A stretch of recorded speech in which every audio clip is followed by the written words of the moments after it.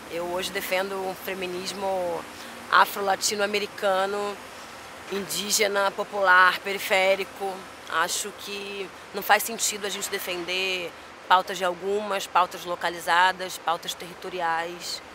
Se a gente tem mulher encarcerada, se a gente tem mulher morrendo, se a gente tem mulher sem casa. Eu reflito muito sobre as desigualdades colocadas nas mulheres, nos corpos das mulheres.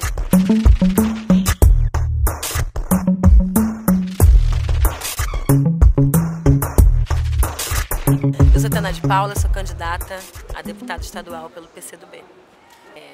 A gente está num dos berços da arquitetura e da memória do Rio de Janeiro.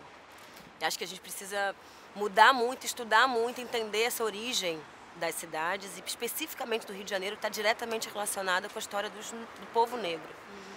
Estar aqui e reverenciar, a gente entender esse território hoje, a gente entender qual é a nossa história, qual é a nossa memória, o que a gente quer deixar de legado para além. Então, marcar, estar aqui hoje é um pouco essa sensação que eu tenho de arquiteto urbanista, de trazer esse debate.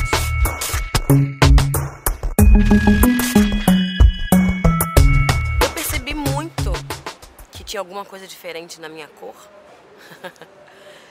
quando eu comecei a falar em estudar arquitetura. Eu lembro que as pessoas achavam muito estranho e me indicavam outras profissões. Mas eu estava muito segura dessa profissão que eu queria assumir para mim.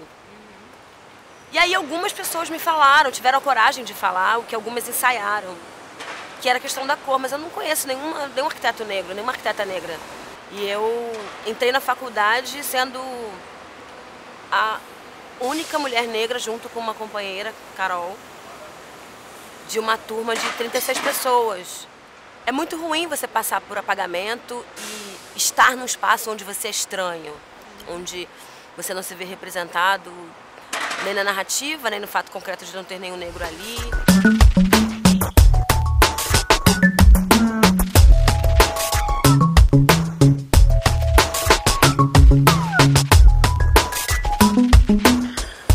Falar de moradia parece uma coisa meio abstrata, mas se a gente pensa ao contrário, se a gente pensa o que é não ter casa, a ausência de casa, se a gente pensa na população de rua, se a gente pensa na população que não consegue voltar para casa porque mora longe e não tem dinheiro para pagar essa condução, isso é uma realidade concreta, não só no Rio de Janeiro, mas em várias cidades do Brasil, a gente começa a entender que a gente não pensa o mínimo para várias pessoas subsistirem.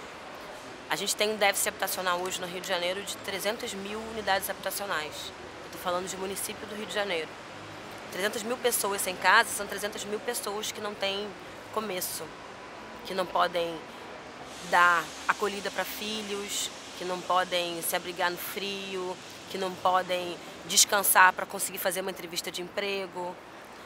A moradia está relacionada diretamente com possibilidades reais e outras formas de existência, né? As múltiplas possibilidades de estar na cidade precisam ser contempladas e estão longe de ter. A gente criou uma lógica de amontoar pessoas em locais distantes porque eles são baratos para o mercado imobiliário, eles compram a terra distante e colocam as pessoas lá. O posto de trabalho, o local de trabalho é muito distante porque ele está no centro nervoso, no centro urbano, que não é onde a pessoa pode pagar. Ou então a pessoa vai morar perto desse centro urbano, como dá, que são as favelas.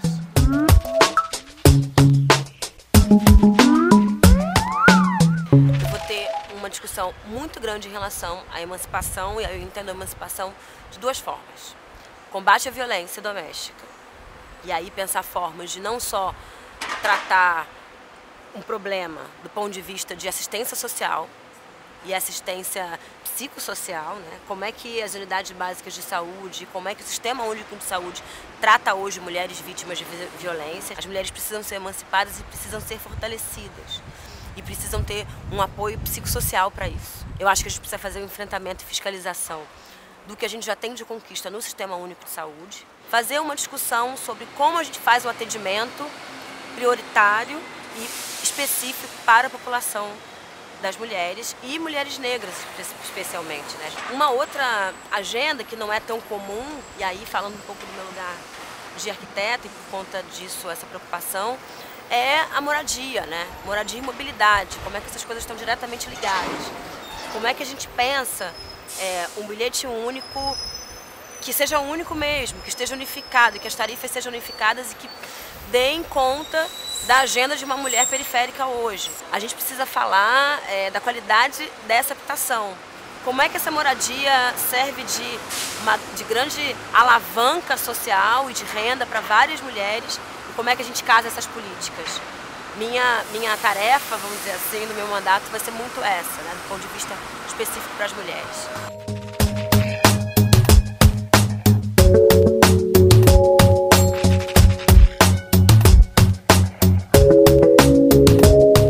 Acho importante a gente ter figuras, e principalmente mulheres, que debatam a cidade. Eu sou uma mulher da cidade, né? E aí, na dupla forma de pensar esse lugar, esse território.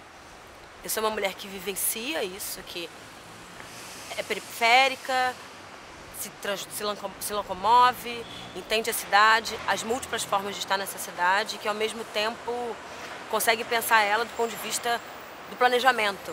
E acho que falta muito essa lógica na gestão pública e na lógica legislativa, a gente pensar formas de colocar as políticas integradas nesse pensamento da cidade. É importante também a gente ter uma figura militante nesse lugar, né? Que seja ativista e que pense essa cidade para as pessoas, não a partir do que outras pessoas querem, que não estão vivenciando necessariamente essa cidade, mas que sabem o que é melhor e o que deveria acontecer nesse território, nesse estado, nesses lugares.